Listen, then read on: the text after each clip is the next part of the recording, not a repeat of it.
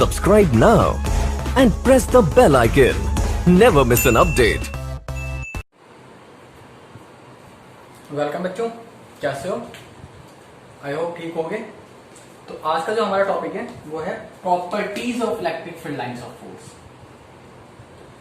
Properties of electric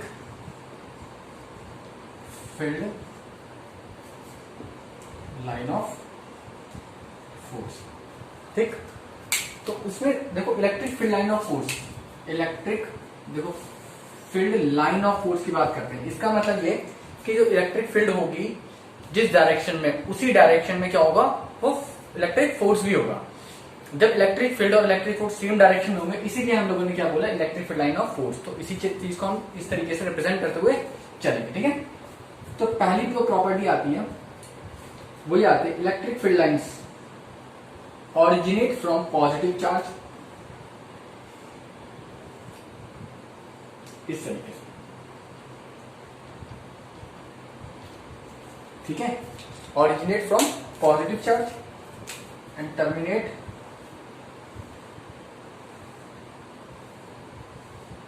इस तरीके से नेगेटिव चार्ज। ठीक, तो हमारी जो पहली प्रॉपर्टी है वो ये लिखेंगे, electric field lines originate from positive charge and terminate negative charge।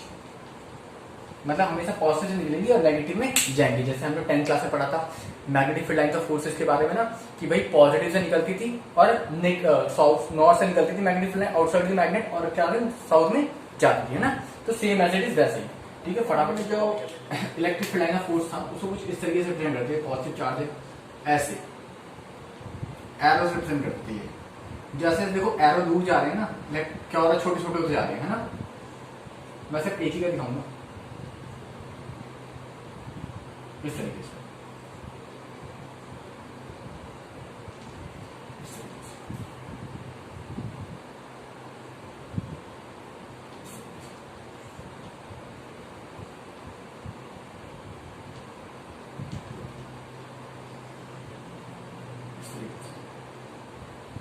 ठीक है, जैसे जैसे एरो दूर जा रहा था क्या होता था, छोटा होता जा रहा था। तो यहां से हमें ये पता चला था, यहां से हमें ये पता चला था बेटा कि जैसे जैसे हम लोग पॉजिटिव चार्ज से दूर जा रहे हैं, इसका मतलब उसकी जो स्ट्रेंथ है, जो उसकी स्ट्रेंथ है वो क्या होती जा रही है, वीक होती जा रही है। कैसी होती जा रही है, वीक होती जा रही है। फर्दर स्टडी हुई, और अब जो हम मॉडर्न, जो हमारी साइंस आ गई है, मॉडर्न चीजें जो आई है, अब मॉडर्न चीज में हम लोग क्या पता कैसे करते हैं, उस चीज को कुछ इस तरीके से रिप्रेजेंट करते हैं। ये पॉजिटिव चार्ज है, देखो ऐसे इलेक्ट्रिक फील्ड लाइन चली, है ना, ऐसे, क्योंकि इलेक्ट्रिक फील्ड लाइन तो इन्फिनिटी तक जाएंगी, है ना। और ऐसा यहाँ से ऐसा लगता है इन्फिनिटी तक जाकर ऐसा लगता है खत्म हो जाएगी, पर खत्म नहीं होती कहीं पे भी, है ना। तो उसकी स्ट्रेंथ वीक होती जाती है कुछ इस तरीके से।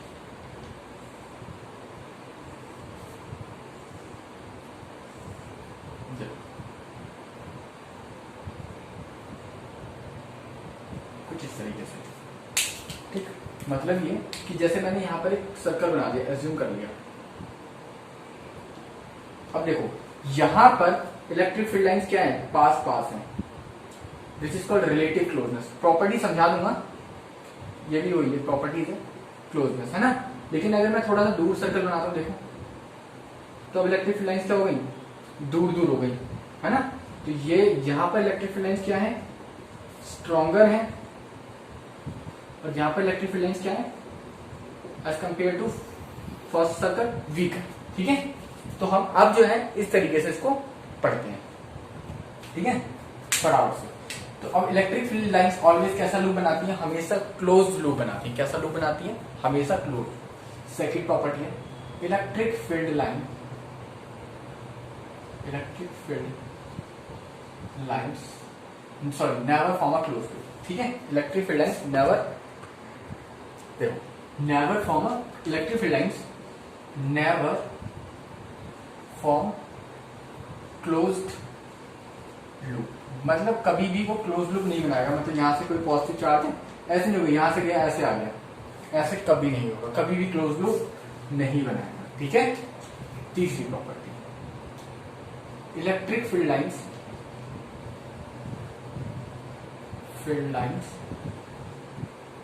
Do not terminate in space. ऐसे कहीं से पॉजिटिव से निकली, ये नहीं कि ऐसे स्पेस में जाकर कहीं पे भी टर्मिनेट हो जाएगी, खत्म हो जाएगी, नहीं।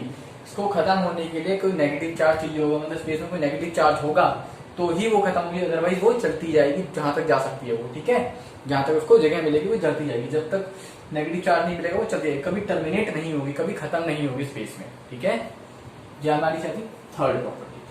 क्लियर? चलो फटाफट से कॉपी करो इसको, जल्दी करो। चलो नेक्स्ट प्रॉपर्टी हमारी, number of electric field lines is directly proportional to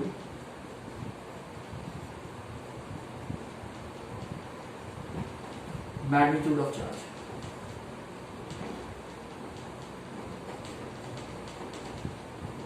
magnitude of charge, it means कि मतलब ये number of field lines, number of field lines directly proportional to charge. ये मतलब ये खुद सोचो, देखो एक चार्ज है यहाँ पर 2q, एक चार्ज है यहाँ पर q। इसका मतलब ये है कि अगर ये 8 लाइन निकाल रहा होगा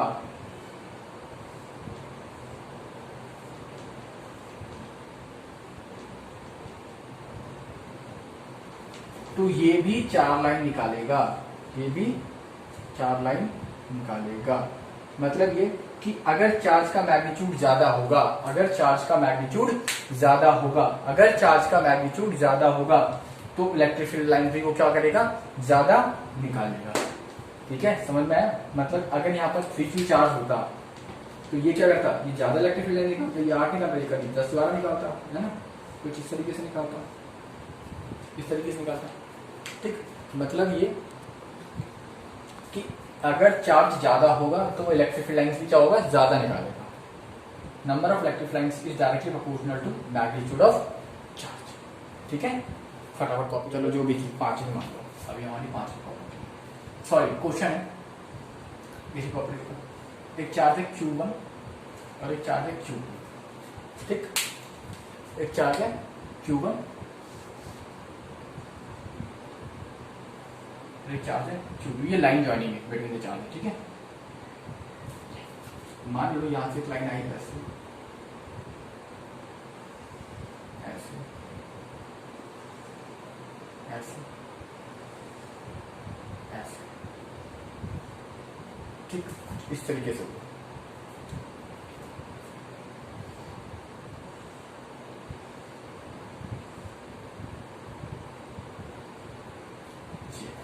ठीक, ये अब आपको बताना है Q1 बाई Q2 का रेशियो क्या होगा, क्या होगा।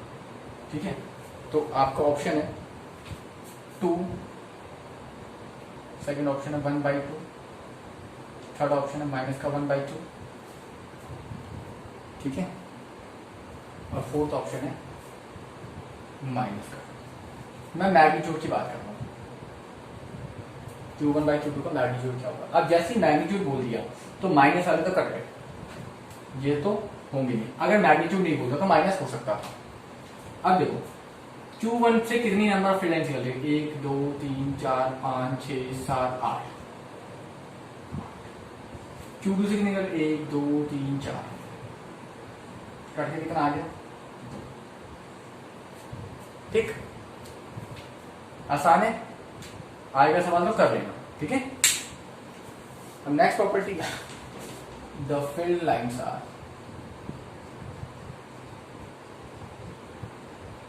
Field lines are symmetric about the, symmetric about the line joining of charge.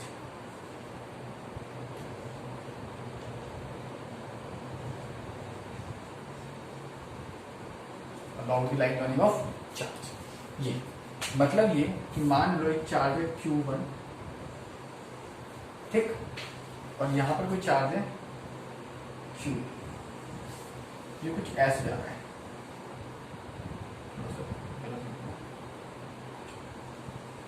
ऐसे, ठीक।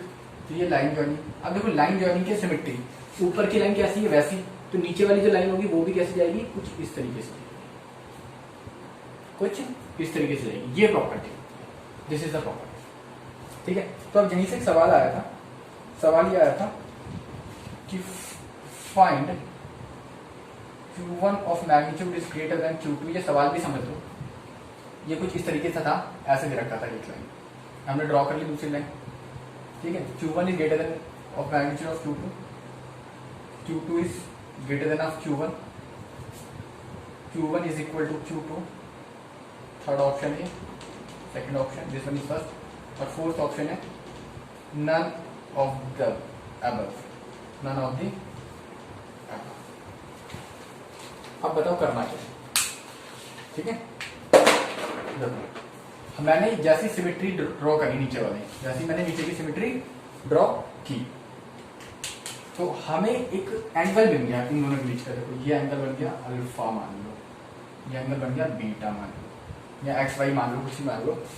अब जरा Q1 पे देखो, जरा Q1 पे देखो, इससे एक लाइन ऐसे जा रही है, दूसरी लाइन ऐसे जा रही है, तो इतने ही एंगल पे तीसरी लाइन भी जाएगी और इतने ही एंगल पे चौथी लाइन भी जाएगी, अल्फा अल्फा अल्फा अल्फा, है ना। अब Q2 क्या होगा, इसका एंगल देखो, अल्फा बड़ा है बीटा छोटा है ना, तो कुछ इस तरीके से होगा, इससे कुछ ऐसे नहीं जाएगी, ऐसे, है ना, कुछ ऐसे, कुछ ऐसे, ये बीटा एंगल ही तो होगा। अब ये बताओ कि यहां से हमें दिखाई दिया कि alpha is greater then beta. अगर अल्फा एंगल बड़ा है, अगर अल्फा एंगल बड़ा है, बीटा एंगल छोटा है, तो जाहिर सी बात है इस वाले चार्ट से number of electric field line कितनी पास होंगी, कम पास होंगी, और इससे क्या होगा, number of electric field lines ज्यादा पास होंगी, क्योंकि पास पास है इलेक्ट्रिक फील्ड लाइन, देख लो यहाँ दूर दूर है, तो कम पास होंगी, है ना। तो इसका मतलब जो Q2 होगा वो Q1 से बड़ा होगा। आया समझ में, कर लो फटाफट से, ठीक, जल्दी। The density of relative closeness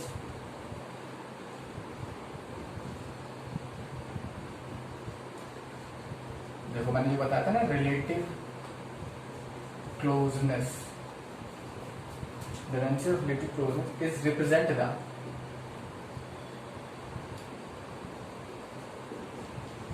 strength of electric field। वही वो Q1 है, मान लो प्लस चार्ज है, देखो पॉइंट चार्ज है, कुछ इससे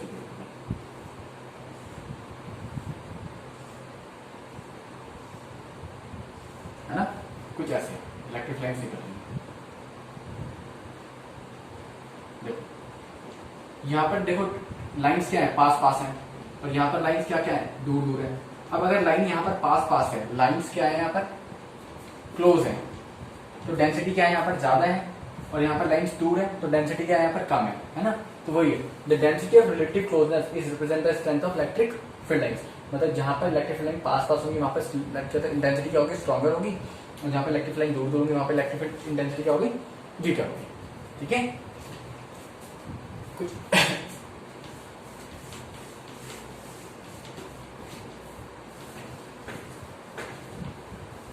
चलो 7th प्रॉपर्टी है, the field lines are always the field lines are always perpendicular to the surface of charge। मतलब कि किसी भी चार्ज से, कोई किसी भी तरीके का चार्ज हो, हमेशा फील्ड लाइन क्या होंगी, उसकी सरफेस से परपेंडिकुलर निकलेंगी। कैसे निकलेंगी? परपेंडिकुलर। यहाँ से बनाएंगे परपेंडिकुलर, इस सरफेस के पास जाएगा परपेंडिकुलर बनाएगा, इसका टेंजेंट ड्रॉ करेंगे परपेंडिकुलर बनाएगा, इसका टेंजेंट ड्रॉ करोगे परपेंडिकुलर बनाएगा। हमेशा क्या होगा? परपेंडिकुलर निकलेंगे। ठीक है, कुछ भी। Next property, the tangent drawn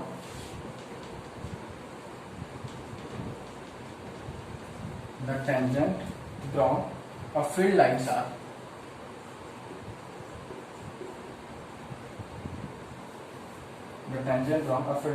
direction of electric field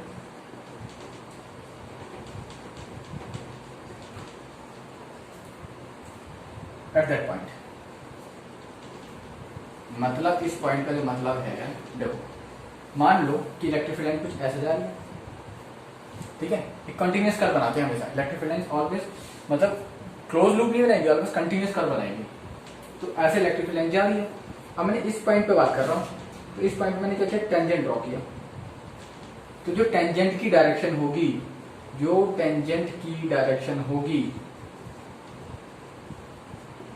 वो किसकी डायरेक्शन होगी? वो रिप्रेजेंट करेगा इलेक्ट्रिक फील्ड लाइन की डायरेक्शन को। इसकी डायरेक्शन इलेक्ट्रिक फील्ड लाइन की लाइन ऑफ फोर्स की डायरेक्शन को रिप्रेजेंट करेगा। इसका मतलब ये है। 9 property, 2 field lines are never intersect each other. मतलब ये कि कोई फील्ड लाइन ऐसे जा रही है, ठीक है, और कोई फील्ड लाइन ऐसे जा रही है, तो एक दूसरे को कभी नहीं काटेंगी। कुछ ऐसे जा रही है, दूसरी ऐसे जा रही है, तो ये कभी नहीं काटेगी, ऐसा पॉसिबल नहीं है। क्यों? बिकॉज इफ दे इंटरसेक्ट, देखो पॉइंट ऑफ इंटरसेक्शन पे 2 टेंजेंट बनेंगे, है ना। देखो इस पॉइंट के लिए इलेक्ट्रिक फील्ड E1 ये आ गई, इस पॉइंट के इलेक्ट्रिक फील्ड E2 ये आ गई। बिकॉज पॉइंट ऑफ इंटरसेक्शन, ठीक है, single point have 2 tangent which is impossible। मतलब पॉइंट ऑफ इंटरसेक्शन पे क्या हो जाएगा? If the intersect, the point of intersection, the point of intersection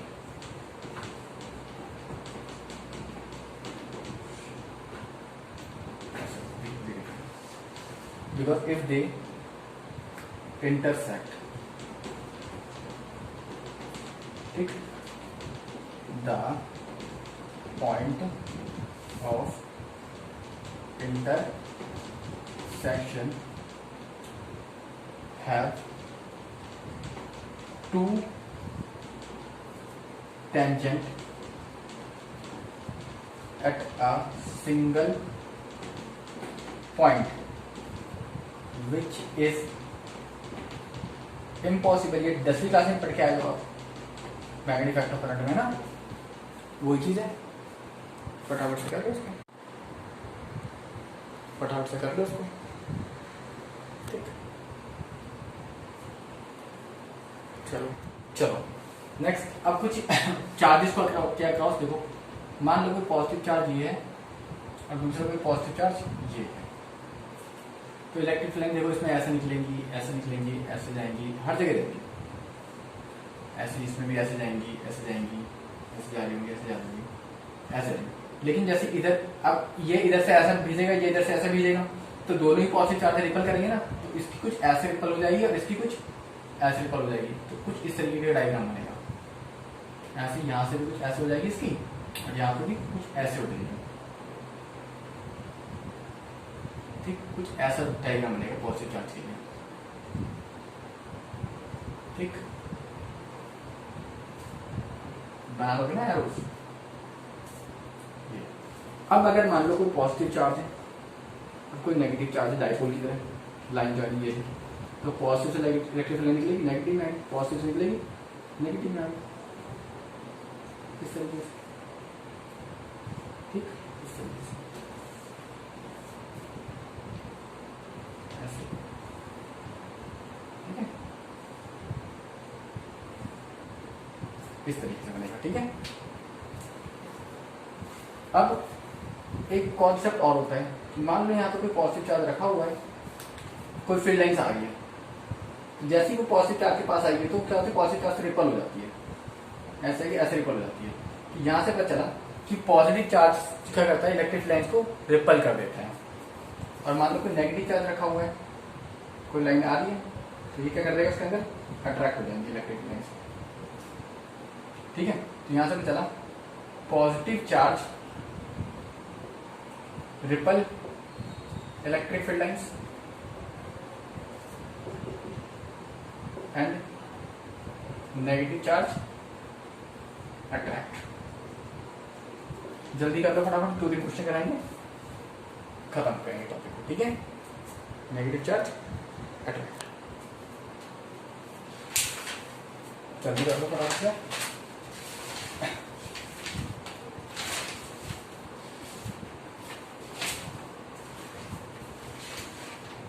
हो गया?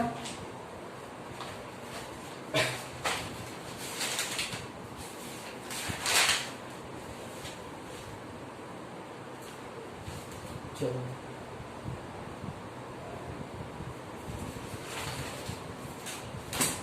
देखो बेटा, ये आपका आईआईटी 2011 का सवाल है।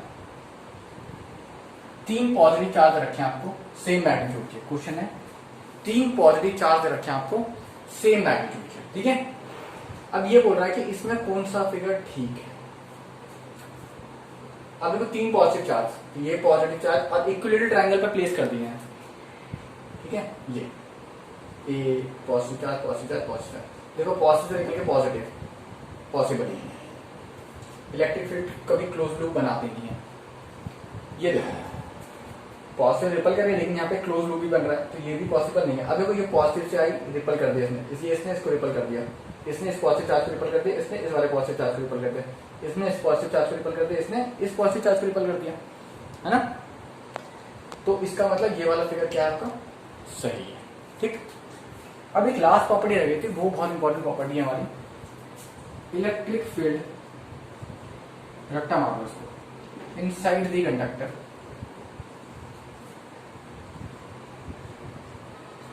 is 0 in an electrostatic condition। किसी कंडीशन में नहीं भी होता है, करने बताऊंगा, बट अभी जो है ना याद कर लो कि इलेक्ट्रोस्टैटिक, अगर चार्ज रुका हुआ है तो कंडक्टर के अंदर इलेक्ट्रिक फील्ड लाइंस क्या होती हैं, 0 होती है। ये रख लो। तो आज का ये हमारा टॉपिक खत्म हो गया, electric field line, properties of electric line, समझ में आ गया होगा। ठीक है, अच्छे से, तो ठीक है, चलो।